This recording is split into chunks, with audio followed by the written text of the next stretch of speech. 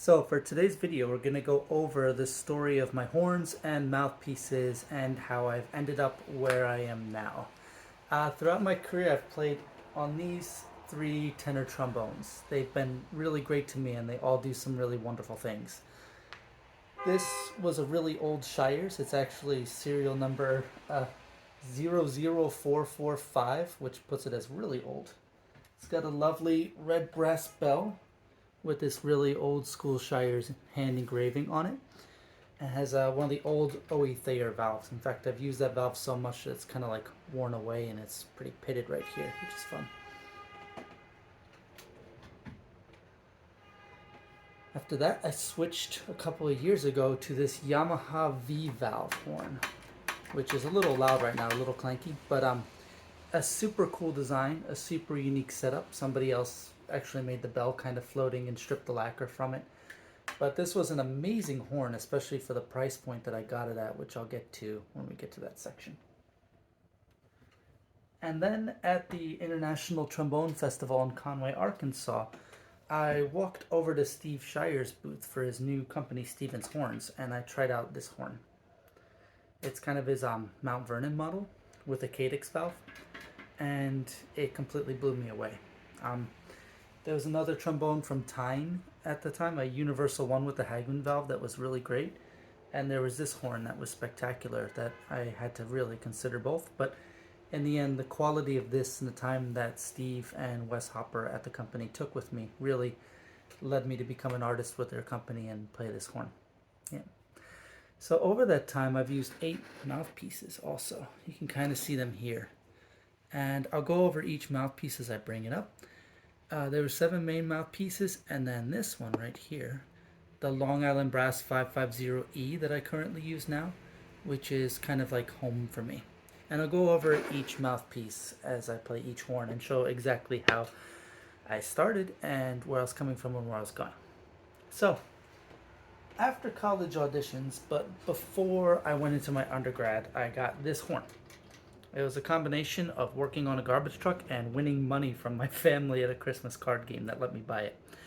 I bought it for $2,500 in 2002, used from Aaron Motes, trombonist. And in my first semester of undergrad, my very first trombone teacher, Carl Mazzio, who had just quit the Buffalo Philharmonic because of focal dystonia problems, gave me his old mouthpiece. This is a Greg Black Mazzio mouthpiece, kind of based on the Alessi blank design. Rather wide rim, rather shallow cup, and this is what I used for most of my undergrad.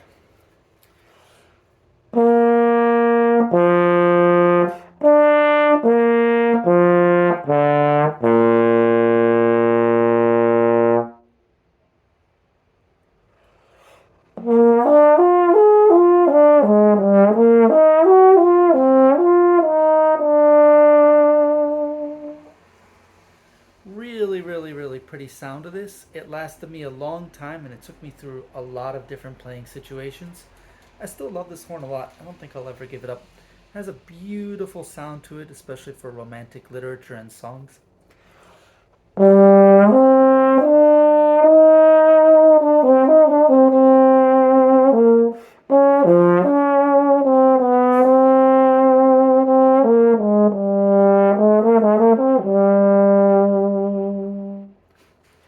And especially for bigger symphonic style playing and more articulate playing, it really did the trick for me.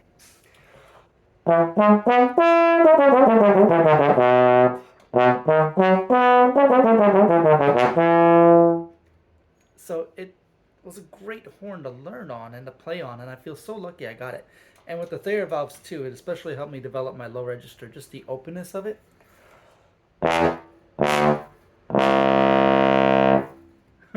I still kind of miss that sound a lot. So this is what I played on through my undergrad. A funny thing happened when I got to grad school. In my second year of grad school, I fell through the floor of the abandoned library that they set up our master's program in. It was crazy. And my slide, the Shires slide I had on this, was on the outside of the hole and I was on the inside of the hole, so the slide got completely wrecked. I had a friend that lent me a lightweight nickel silver Bach slide, And it turned out that that actually did a lot of nice things to the Shires that I was playing. Before, I'd always kind of played and tested out like Edwards horns, because there's always Shires versus Edwards at that time. And I noticed that the Edwards slotted really well, but wasn't as colorful.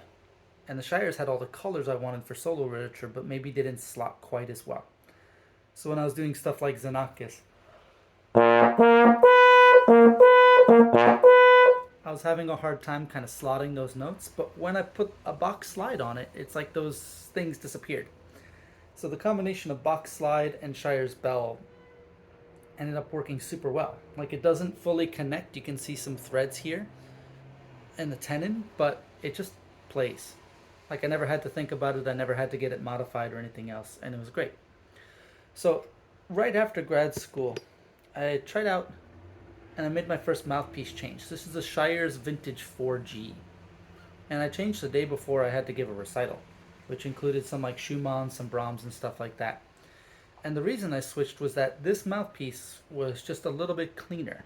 With this mouthpiece, it was great for orchestral repertoire, and it still gives such a great orchestral sound.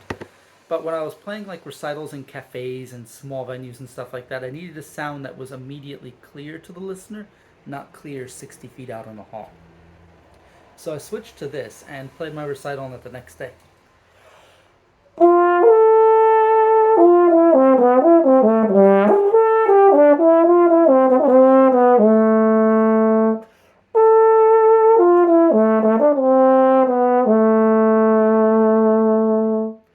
A little bit of a lighter, more characterful sound concept. It's a little bit deeper, but a little bit narrower.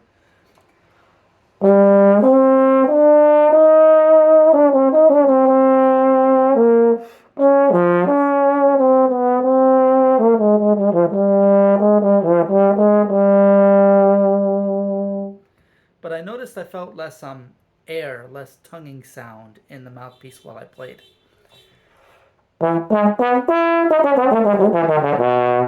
So while it didn't have the same like orchestral gusto that the Greg Black mouthpiece did, the clarity of it really let me feel like I was playing more of a recital appropriate horn.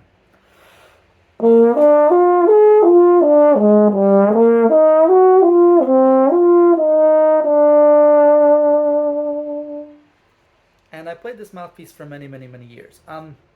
Right before I switched horns, I tried out a different Shires mouthpiece. This is the Shires 5MD, which compared to the vintage 4G actually felt a little bit larger. I'm not sure the exact specs on them. Like, specs haven't always been the most important thing to me. Feel's been important to me. But this is the last mouthpiece I switched to before I switched horns.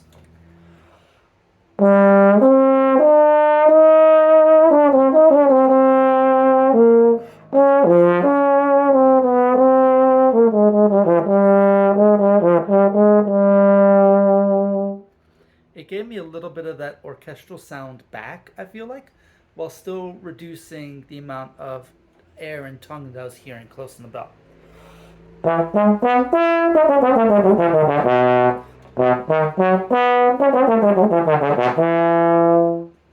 So it turned out to be a really good, like, kind of compromise mouthpiece for the time. I didn't play on this mouthpiece for very long, though, because right after that, I switched to this Yamaha 882V. Somebody had just posted it was for sale, and this is during COVID, and I had a combination of some stimulus money and some inheritance money, and because my dad passing away from COVID, which, you know, wasn't great, but he really liked when I played music and like sharing that, so taking a step and like taking a chance on this horn, which was an amazing horn that turned out to only be $1,700. I think that was something he would have approved of, really, because he wanted me to be a good musician for everything else. So I took a chance on this. It was $1,700. It had this really weird valve, kind of a rotating axial piston valve, yeah. But the price seemed right for it, and somebody, Hayden Ritchie, vouched for it on the Trombone Discord. So I said, why not try it? And I got it, and I played a couple notes on it, and I was on this Shires 5MD mouthpiece right then, and the clarity of it and kind of the consistency of it was really great.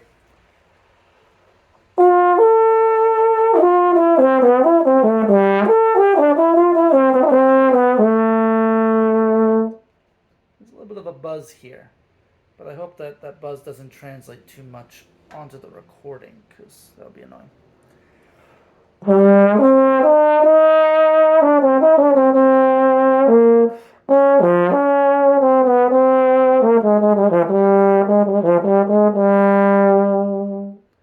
So that was a really, really, really great horn, buzz notwithstanding, which wasn't happening at the time. And it had almost like a warmer sound, almost a rounder sound than the Shires.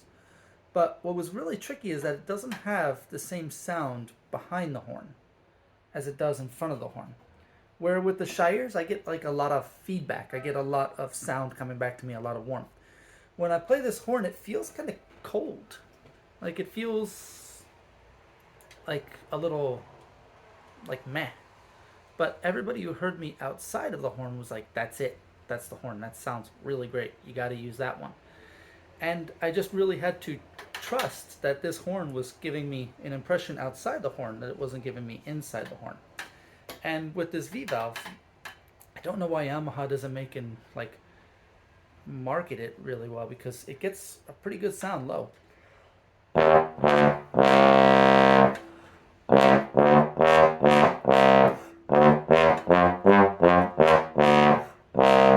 Like, it's a really fun horn to play low, especially when it's not doing that buzzing thing up high.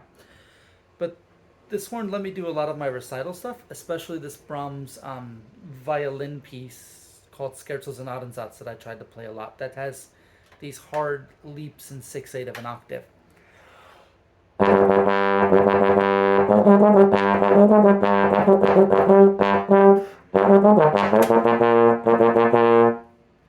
And it helped me out with them, and I noticed that the way it was helping me with articulation actually started to help me make a lot of progress on the overpart fratres transcription that I do.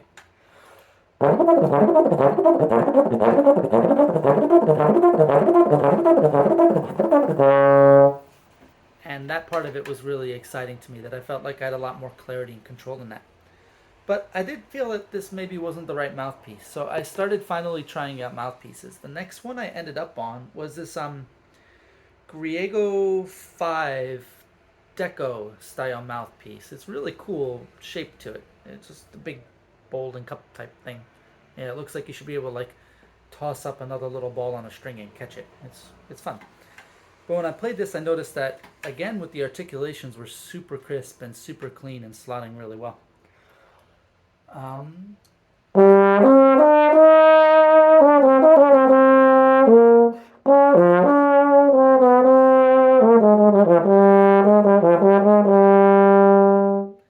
And it's just getting this really big, beautiful sound.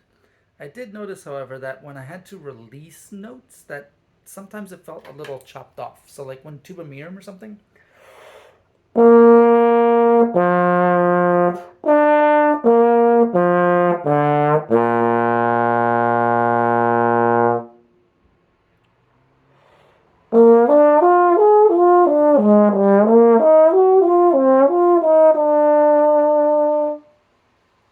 like I had a really hard time kind of brushing the notes out. So while the articulations were there, I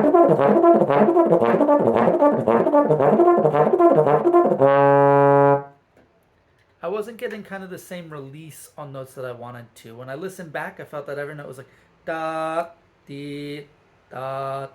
Where when you're playing recitals in small spaces and stuff like that, and you don't always have a hall to give you that da, da, when you can't play into the resonance of the room a little bit, you kind of need to make sure you don't have a horn that stops extra clearly.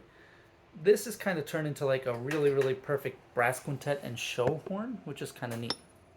And from there, I found the mouthpiece I thought was going to take me a really long time. Like this mouthpiece lasted with me a super long time, and I love it to this day. This is a Laskey 57E, and the E is for euphonium, and it's a very deep cup. It's the deepest of the Laskey options, and I've just always really liked deep cups. You know, high school I was doing the Schilke 51D, and I still think that's a great trombone mouthpiece.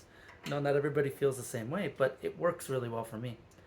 But this mouthpiece and this horn combination took me through a lot of stuff.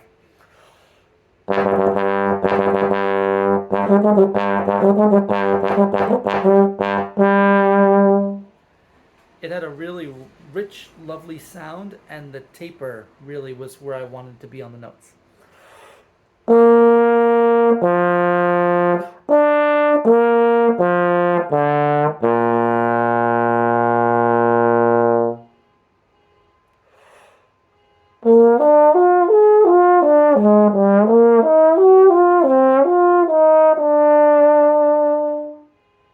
Like, I just felt like I could release the note a little bit more gently.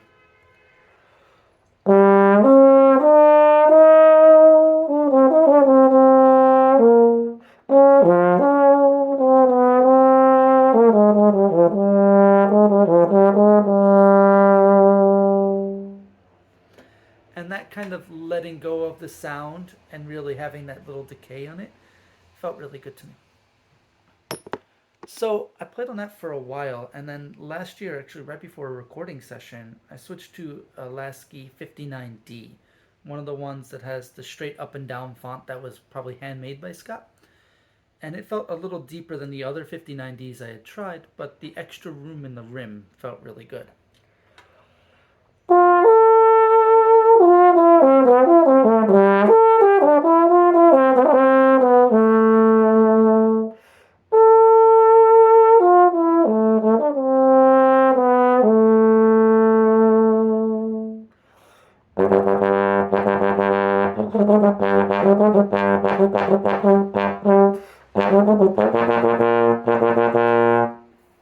And this mouthpiece just added an extra little dimension of sound and a little bit more feedback than I was feeling on the 57E. And it just recorded a little bit better in the room.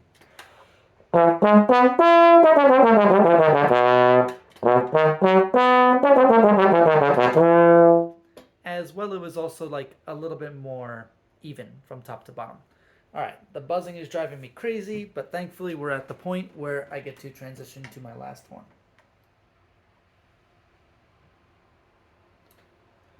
So, at ITF that summer, I was presenting music all by contemporary African American composers at the International Trombone Festival. I was doing a book of etudes by Alice Jones, which were 10 etudes written for a combination of tenor, alto, and bass.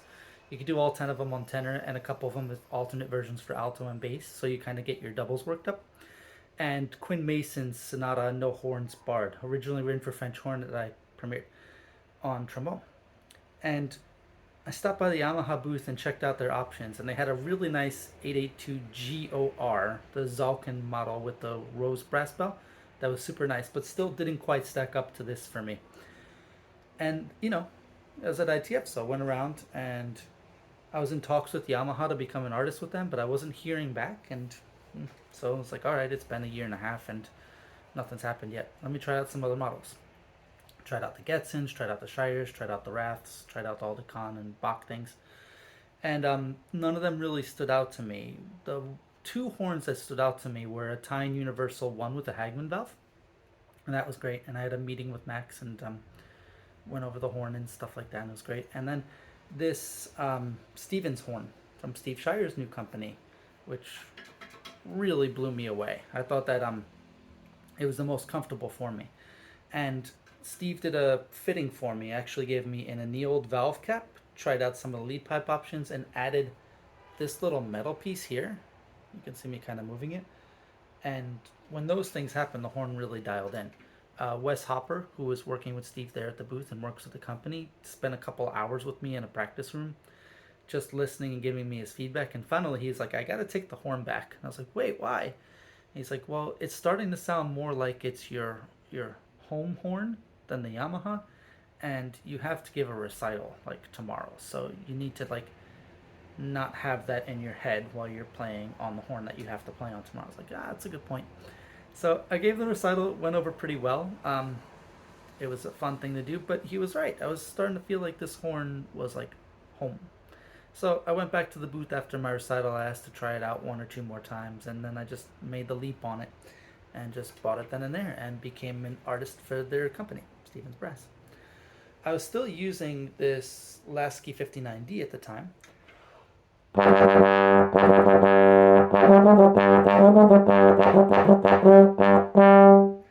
But I feel like immediately I can feel that the notes just slot and jump out, and the sound is rich and resonant in all the ways that I was kind of missing. It's like kind of the best characteristics of the Shires in the sound, the Yamaha in the clarity that I could possibly have hoped for.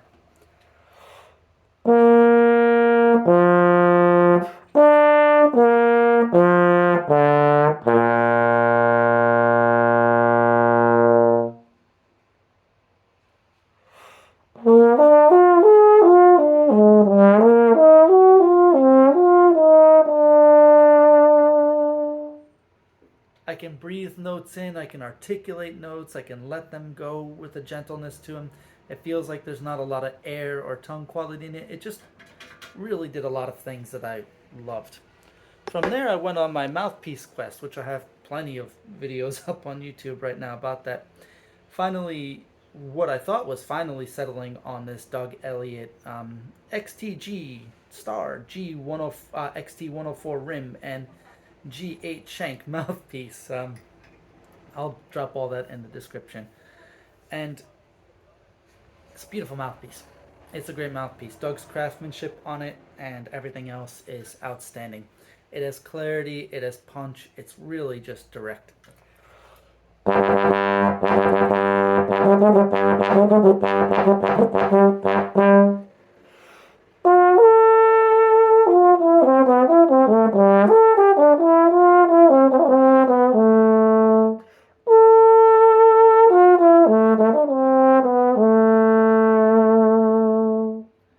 And it's awesome mouthpiece. Again, if I have to play on shows or if I have to play on brass quintets especially, I will come back to this mouthpiece and use it for sure.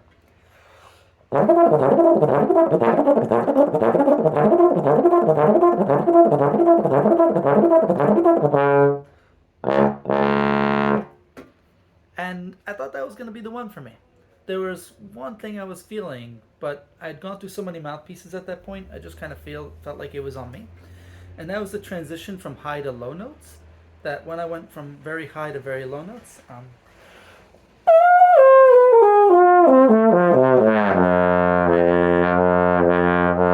that I felt like I had to remember to open up a little bit more. But that felt like an okay trade-off for the way that I love this mouthpiece and the way that I played. But then, and like again, I can't say enough about the Doug Elliot system and the mouthpieces. They're great. I stopped by Long Island Brass and found this mouthpiece. Could just be that I'm from Long Island. It's Long Island Brass. The stars aligned with this one. And this is a mouthpiece that Jeff at Long Island Brass said he was going to take out of his catalog. Basically, he was going to stop bringing it to trade shows because no other trombonist had really vibed with it very much. It's his 550E, which I think he is meaning to be his euphonium line, and it's got a super deep cup compared to the rim. The rim's like a 5G. It feels like bigger though because of the way he makes his rims contoured. And the cup size is more like a 2G size. So it's got very bizarre dimensions for what most trombonists would think of. But this mouthpiece and we just really vibed well together.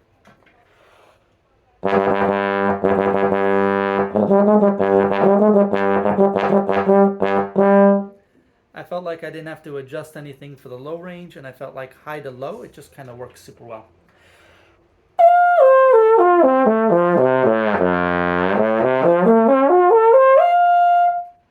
It just, there was no thought to playing when I played this mouthpiece. It just, what was here and what was here were just out of the bell.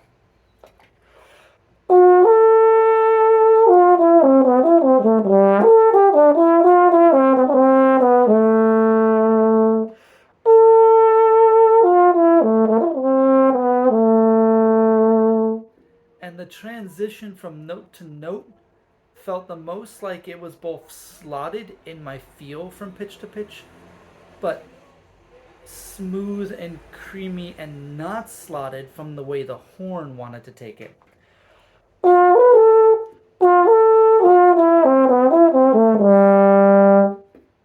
When I play that same lick on some other mouthpieces, sometimes, let me go back to my very first one, the Mazzio. It felt like it da dee da da dee da da dum. That That part felt like it's dee da da dee da da dum.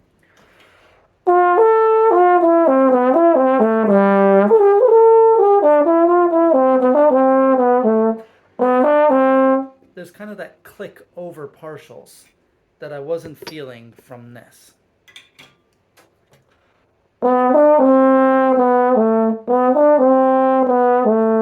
Like each note there feels slightly more articulated than the mouthpieces I'd used before.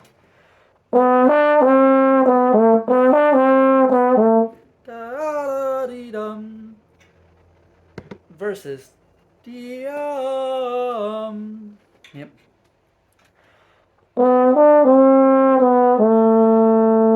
Another good way to hear this difference is to pick any of these mouthpieces at random. Let me pick this Laskey 57E that I spent a long time on, and Meditation from Thais, that little violin transcription.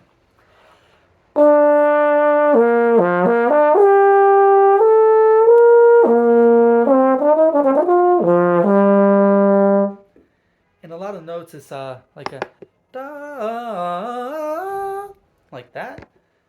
And again, with this Li brass mouthpiece, it just felt like it just came right out of the horn.